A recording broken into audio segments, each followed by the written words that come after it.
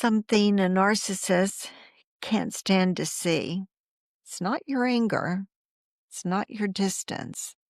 What they can't face is their own reflection in you. When you start healing, when you start growing, you hold up a mirror that they cannot bear to look into.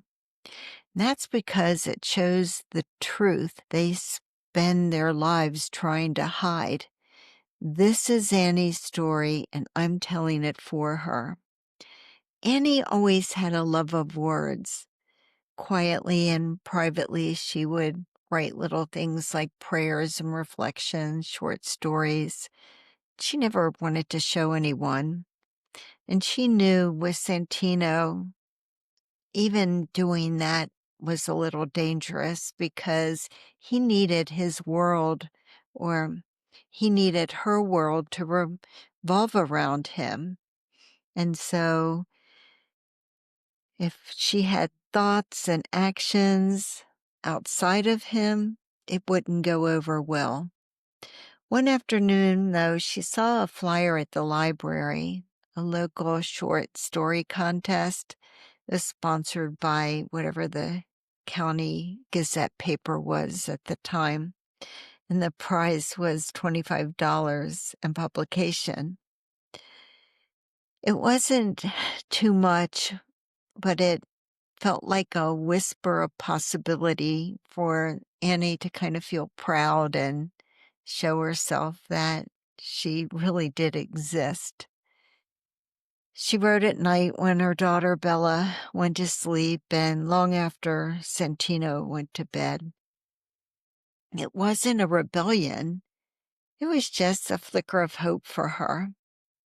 The story was about a woman who had forgotten how to dream until she remembered she had wings. Weeks later, she looked in the newspaper and there it was. Her name, Annie Black, first place winner. Her heart was racing. She imagined how Santino, I don't know, she thought maybe, just maybe, he might be proud of her. So when he came home, she waited until after dinner. She had folded the paper up and put it by his plate, and she eventually said, "They published my story." He glanced down and then up at her. His expression wasn't readable. She explained about answering the contest and putting in a story. And he said, "Oh, so I guess you think you're some kind of writer now because this silly paper published your story?" She tried to smile, but she just couldn't. How could she? She said, "No, I just had hoped you'd be proud of me." He picked up the paper. He didn't even unfold it. And he said, "Don't start thinking that you're better than anybody else just because you scribbled a few words down. You have a home because of me, and don't you forget it." Something in her went quiet, not because he had silenced her, but because she suddenly saw him. She saw that horrible emptiness behind the cruelty, the fear behind control. She had never seen that before, kind of fear in his eyes. She understood that her light didn't provoke him this time. It exposed him. That night, she put the paper in her dresser drawer, not as a secret, but as proof. Proof that she was still there, proof that she existed and that she was capable. That's how it happens, doesn't it? The moment you rediscover your strength, you do that, the narcissist panics. They just can't handle your success. Not because they want to share in it with you, because in a strange way it reflects what they never built within themselves. When you show joy, they call it vanity, don't they? When you speak truth, they call it drama. And when you find peace, they call it distance. And when you shine, they call you arrogant. But all you've done is reclaim what was always yours. Their rage isn't about you changing. It's about remembering who you were all along. Once you do, their version of you no longer works. And the mirror you hold up to them, it's too honest to bear.